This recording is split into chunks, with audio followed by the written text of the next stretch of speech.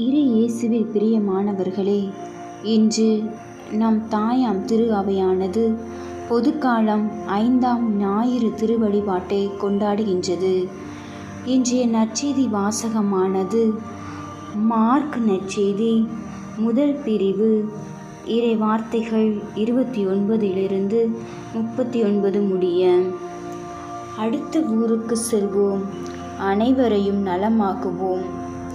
மனித வாழ்க்கையின் துன்பங்களை யாராலும் புரிந்து கொள்ள முடியாது. நமது வாழ்க்கையில் ஒரு கணிசமான பகுதியை கண்ணீர் வடிப்பதிலேயே செலவழித்து விடுகின்றோம். அழுது கொண்டே பிறக்கிறோம், அழுது கொண்டே வாழ்கிறோம், அழுது கொண்டே இறக்கிறோம். மனிதனாக பிறந்த ஒவ்வொருவருக்கும் துன்பமும் இறப்பும் தவிர்க்க முடியாதவை. துன்பத்தை சந்திக்காத மனிதர்கள் எவரும் இவ்வுலகில் இல்லை எனலாம். வாழ்க்கை என்றால் 1000 இருக்கும், வாசல் தோறும் வேதனை இருக்கும் என்பார் கவிஞர் கண்ணதாசன். பட்ட காலிலே படும் கெட்ட குடியே கெடும் என்ற பழமொழிக்கு ஏற்ப நம்முடைய வாழ்விலும் துன்பங்கள் தொடர்கரையாக வருவதை உணரலாம். ஆம், இன்றைய மார்க் நற்செய்தியை நாம் 3 பகுதிகளாக வகைப்படுத்தலாம். 1. பேதுருவின் மாமியார் காய்ச்சல் நீங்குதல். 2. நோயாளர்கள் பேய் பிடித்தவர்கள் பலரை நலமாக்குதல். 3. அடுத்த ஊருக்கு நற்செய்தியை பறைசாற்றுதல். முதல் பகுதியில் சீமோன் மாமியார் காய்ச்சலாயிருந்தார் என்று மார்க் நற்செய்தி மற்றும் மத்தேயு நற்செய்தியில் குறிப்பிடுகின்ற போது, லூக்கா நற்செய்தி மட்டும் கடுங்காய்ச்சல் என்று குறிப்பிடுகிறார். லூக்கா ஒரு மருத்துவர் என்று நம்பப்படுவதால் அந்நோயின் தீவிரத்தை கோடிட்டு காட்டுகிறார் என்று எண்ணி பார்க்கலாம். இயேசு சீமோனின் மாமியாரை எவ்வாறு நலமாக்கினார் என்பதை பற்றி கூறும்போது 3 நற்செய்தியாளர்களும் வெவ்வேறு சொற்களை பயன்படுத்துகின்றனர். இயேசு அவர் அருகில் சென்று கையை பிடித்து அவரை தூக்கினார், காய்ச்சல் அவரை விட்டு நீங்கிற்று என்று மார்க்குவும், இயேசு அவரது கையை தொட்டதும் காய்ச்சல் விட்டு நீங்கிற்று என்று மார்க்குவும், இயேசு அவரது கையை தொட்டதும் காய்ச்சல் அவரை விட்டு நீங்கிற்று என்று மத்தேயும், இயேசு அவர் அருகில் நின்று காய்ச்சலை கடிந்து கொள்ள அது அவரை விட்டு நீங்கிற்று என்று மருத்துவரான லூக்காவும் பதிவு செய்கின்றனர். 3 நற்செய்தியாளர்களும் பேதுருவின் மாமியாரை நலப்படுத்திய நிகழ்வை வெவ்வேறு வார்த்தைகளில் விளக்கினாலும் 3லும் இருக்கின்ற ஒற்றுமை அவர் உடனடியாக நலம் பெற்றார் என்பதுதான். இயேசுவிடமிருந்து ஒரு வல்லமை வெளிப்பட்டு அந்த வல்லமையால் தொடப்பட்ட அவர் முழுமையாக நலம் பெற்று உடனே அவர் இயேசுவுக்கு பணிவிடை செய்கிறார். இந்நிகழ்வில் நம் கூடுதல் கவனத்தை ஈர்ப்பது, மார்க்கு நற்செய்தியில் பதிவு செய்யப்பட்டதின்படி இயேசு செய்த முதல் 2 வல்ல செயல்களுமே ஓய்வு நாளில் நடக்கின்றன என்பதாம். இயேசுவின் குணப்படுத்தும் பணிக்கென ஒரு குறிப்பிட்ட நேரம், காலமில்லை என்பதை நாம் புரிந்து கொள்கிறோம்.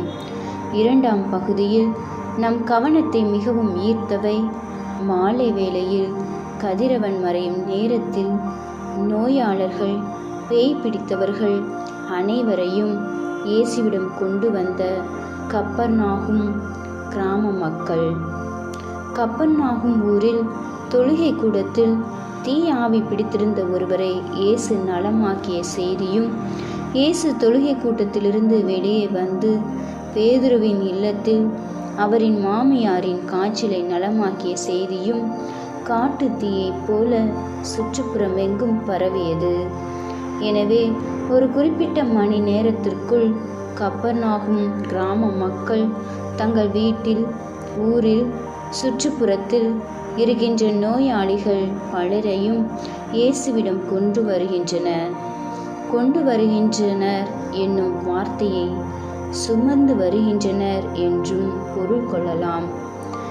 இவ்வாறான ஒரு நம்பிக்கையின் கூட்டத்தை இயேசு முதன் முறையாக சந்திக்கின்றார்.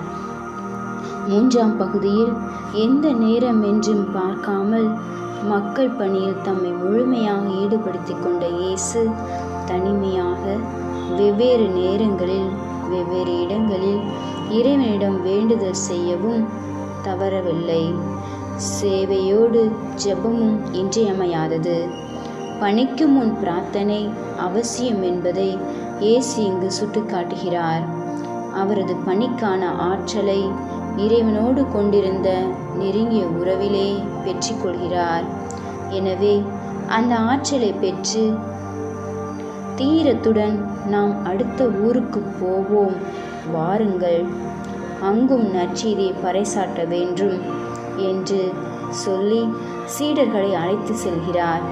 தம்முடைய பணி மக்கள் எல்லாரையும் சென்றடைய வேண்டும் என்பது இயேசுவின் பரிவுமிக்க மனநிலை. பல வேளைகளில் துன்புறும்போது நாம் தனித்து விடப்படுகிறோம் என்ற உணர்வுதான் நம்மில் மேலோங்கி இருக்கும். துன்பத்தில் என்னோடு யாரும் இல்லை என்ற உணர்வு ஆழ்ந்த துயரத்திற்கு நம்மை இழுத்து செல்கிறது. ஆனால் என்னோடு இணைந்து கடவுளும் துன்புறுகிறார் என்ற சிந்தனை துன்பத்தை சரியாக நாம் புரிந்து கொள்ள உதவுகிறது. துன்புறும் மக்களோடு தம்மை எப்போதும் இணைத்து கொண்டு அவர்களின் பாடுகளை ஏற்பவர்தான் நம் இம்மானுவேல்.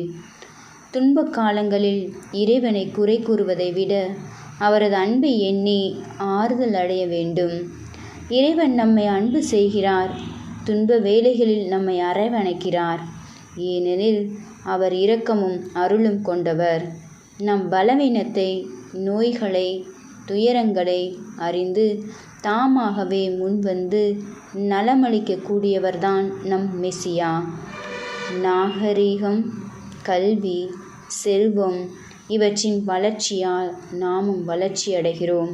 ஆனால் அதற்கேற்ப மனித கரிசனையும் மனித நேயமும் நட்புறவும் வளர்ந்துள்ளனவா என்பது நாம் ஒவ்வொருவருமே கேட்டு பார்க்க வேண்டிய கேள்வி. ஒருவர் மற்றவருடைய சுமைகளை தாங்கிக் கொள்ளவும் உதவிக்கரம் நீட்டவும் முன்வர வேண்டும். ஏனெனில் நாம் அன்போடு சுமக்கின்ற சுமை ஒருபோதும் சுமையாவதில்லை.